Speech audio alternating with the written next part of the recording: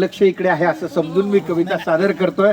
कवितेचं नाव आहे वड म्हणला बाई तुला दोन्ही हात जोडले. काही नाही, साधी कल्पना आहे. वडामधला आणि त्या बाई मधला तो संवाद आहे, बाकी दुसरं तिसरं काही नाही.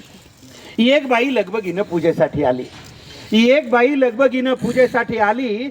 भक्तिभावाने वडाला चक्रा मारू लागली. भक्तिभावाने वडाला चक्रा मारू लागली. वड देवा पूजा पदरात घे. वड देवा पूजा पदरात घे. जन्मोजन्मी पुन्हा मला हाच पती दे. जन्मोजन्मी पुन्हा मला हाच पती दे. आश्चर्याने वडाने विचारलं, हाच पती पाहिजे? आश्चर्याने वडाने विचारलं, हाच पती पाहिजे? काही म्हण बाई तुला खरंच मानलं पाहिजे. काही म्हण बाई तुला खरंच मानलं पाहिजे. त्याच्यावरती बाई काय म्हणाली, काय करणार वड दादा, खूप विचार केला. काय करणार वड दादा, खूप विचार केला. हाच नवरा राहू दे म्हणून आतून आवाज आला.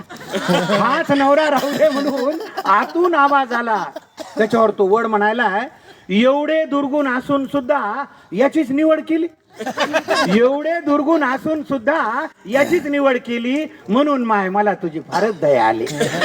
म्हणून माय मला तुझी फारच दया आली. त्याच्यावरती बाई काय म्हणली, त्याच्यावरती बाई म्हणते, वड देवा तसं काहीच नाही. वड देवा तसं काहीच नाही. असं नाही की आमचं बिलकुलच पटत नाही. असं नाही की आमचं बिलकुलच पटत नाही. दुसरा नवरा मागायचा मीही विचार केला. त्या बिचारीनं प्रामाणिकपणे सांगितलं, दुसरा नवरा मागायचा मीही विचार केला. पण कल्पनेनंच माझा जीव कासावीस झाला. पण कल्पनेनंच माझा जीव कासावीस झाला. जास्तच बिलिंदर निघाल्यावर मग काय करायचं? जास्तच बिलिंदर निघाल्यावर मग काय करायचं? म्हणून म्हणलं याच्यासाठीच वडाभोवती फिरायचं. म्हणून म्हणलं याच्यासाठीच वडाभोवती फिरायचं. तुम्हाला तर माहिती आहे देव, आम्ही काही कमी नाही. तुम्हाला तर माहिती आहे देवा, मी काही कमी नाही. बिचाऱ्याच्या डोक्याला केस सुद्धा ठेवला नाही. बिचाऱ्याच्या डोक्याला केस सुद्धा ठेवला नाही. अधून मधून गुरगुर करत, मी थोडंच ऐकते. अधून मधून गुरगुर करत. पहा, या ओळीला पुरुष रसिक सुद्धा दाद देतात.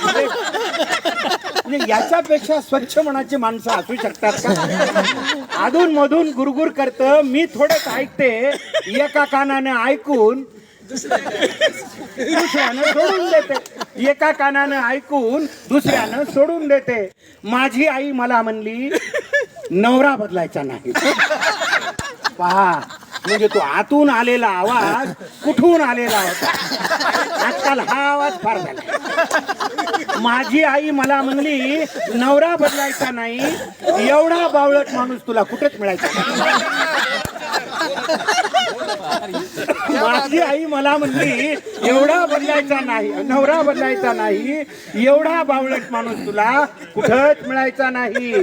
तुम्हीच सांगा वड देवा, आईचं मन मोडू का? तुम्हीच सांगा वड देवा, आईचं मन मोडू का? नशिबाने मिळालेलं चांगलं माणूस सोडू का? नशिबाने मिळालेलं चांगलं माणूस सोडू का? वयोवृद्ध झाडाने पण गडगडाटी हास्य केले. वयोवृद्ध झाडाने पण गडगडाटी हास्य केले. वड म्हणला बाई तुला दोन्ही हात जोडले. वड म्हणला बाई तुला दोन्ही हात जोडले. शेवटच्या 4 ओळीकडे आपण विशेष लक्ष द्यावं आणि त्याला आशीर्वाद द्यावे. त्या 4 ओळीला कविता लिहिली कशासाठी? शेवटी वड काय म्हणतोय, न विसरता दरवर्षी पूजेसाठी येत जा. न विसरता दरवर्षी पूजेसाठी येत जा. झाडांसाठी आयुष्यातला थोडा वेळ देत जा. झाडांसाठी आयुष्यातला थोडा वेळ देत जा. धन्यवाद.